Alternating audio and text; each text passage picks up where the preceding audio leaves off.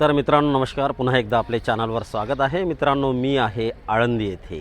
आपणास माहीतच आहे महाराष्ट्र ही एक संतांची भूमी आहे। यामध्ये खूप थोर संत होऊन गेलेले आहेत। त्यापैकीच एक ज्येष्ठ संत ज्ञानेश्वर माऊली यांच्या या आळंदी नगरीत मी आज आलेलो आहे आणि आज आपण दर्शन घेणार आहोत ज्ञानेश्वर महाराजांच्या समाधी मंदिराचं। तर मित्रांनो पुण्याजवळ असलेल्या या तीर्थक्षेत्राला देवाची आळंदी देखील म्हणतात। तर सर्वप्रथम मी आळंदीमध्ये आलेला आहे इंद्रायणी नदीच्या घाटावर। हा बघा हा सुंदर घाट आणि या घाटावर अनेक भाविक आपल्याला अंघोळ करताना दिसतात। सकाळची वेळ आहे, हळूहळू भाविक या ठिकाणी येत आहेत बघा।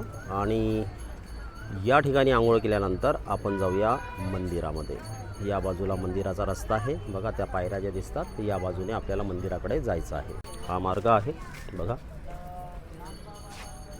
तर मित्रांनो हे आहे मुख्य द्वार, ज्ञानेश्वर महाराज समाधी मंदिराचे हे मुख्य द्वार आपण पाहता।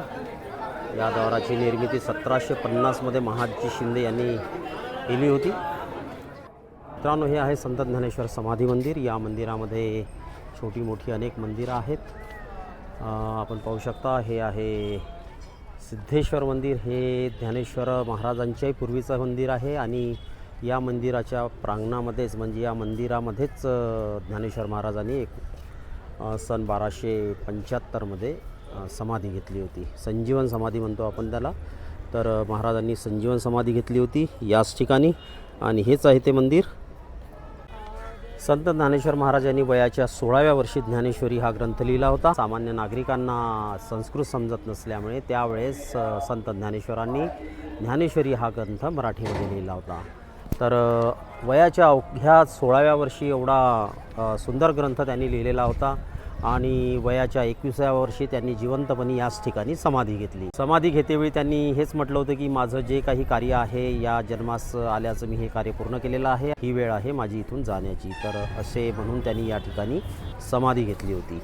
तर मित्रांनो ही आहे ज्ञानेश्वर महाराजांनी चालवलेली भिंत। मित्रांनो आळंदीमध्ये तर तसे भरपूर मंदिरं आहेत, मठ आहेत, परंतु एक ठिकाण असं आहे या ठिकाणी आपण जरूर यायला पाहिजे, कारण याच्याशी संबंधित स्टोरी आपल्याला माहीतच आहे की संत चांगदेव महाराज हे ज्ञानेश्वराच्या भेटीला वाघावर बसून आले होते आणि जेव्हा ज्ञानेश्वरांना समजलं की चांगदेव महाराज आपल्याकडे येत आहेत तर त्यावेळेस ते या भिंतीवर बसून होते।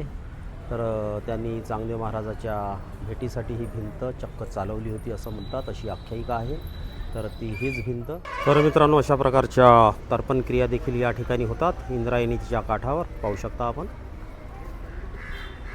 सिटी बसेस भरपूर आहे पुण्यावरून येथे येण्यासाठी। आपल्याला शिवाजीनगर म्हणा किंवा स्वारगेट म्हणा किंवा मनपा येथून मोठ्या प्रमाणात बसेस या ठिकाणी यायला उपलब्ध आहेत। सुमारे 25 ते 30 किलोमीटर अंतरावर आळंदी आहे पुण्यापासून आणि केवळ आपण पाऊण ते 1 तासामध्ये या ठिकाणी पोहोचतो। तर मित्रांनो हे आळंदी होतं, आपण आज पाहिलं। मला आशा आहे की आपल्याला हे ठिकाण नक्की आवडलं असेल। आळंदी येथे आल्यानंतर आपण आळंदी बसस्टँड येथून समाधी मंदिर फक्त 200 ते 300 मीटर अंतरावर आहेत, म्हणजे सुमारे एक 10 ते 15 मिनिटात आपण या मंदिरात सहज चालत पोहोचू शकतो। तर मित्रांनो कसा वाटला आपल्याला आजचा व्हिडिओ? आपल्या प्रतिक्रिया नेहमीप्रमाणे नक्की कळवा। आवडल्यास लाईक करा, शेअर करा आणि पहिल्यांदाच जर चॅनलवर आला असाल तर चॅनलला सबस्क्राईब करायला मात्र प्लीज विसरू नका। पुन्हा भेटू लवकरच एका नवीन व्हिडिओमध्ये। तोपर्यंत नमस्कार।